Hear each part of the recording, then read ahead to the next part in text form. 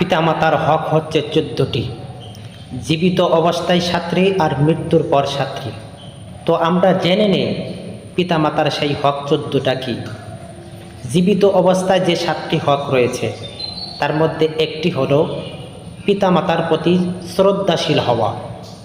2 নম্বর, মনে প্রাণে তাদেরকে ভালোবাসা। 3 নম্বর, সর্বদা তাদেরকে মেনে চলা। 4 নম্বর, তাদের খিদমত করা। 5 নম্বর, তাদের প্রয়োজন পূর্ণ করা। 6 নম্বর, তাদের সবসময় সুখে শান্তিতে রাখার চেষ্টা রাখা। 7 নম্বর, নিয়মিত তাদের সাথে সাক্ষাৎ ও দেখাশোনা করা। মৃত্যুর পর 7টি হক। 1 নম্বর, তাদের মাগফিরাতের জন্য দোয়া করা। 2 নম্বর, সওয়াব পৌঁছানো। 3 নম্বর, তাদের সঙ্গী সাথী ও আত্মীয় স্বজনদেরকে সম্মান করা। 4 নম্বর, সঙ্গী সাথী ও আত্মীয় স্বজনদেরকে সাহায্য করা।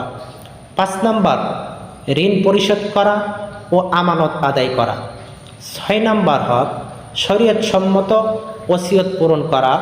7 নম্বর হক হলো সাধ্যমতো কবর জিয়ারত করা।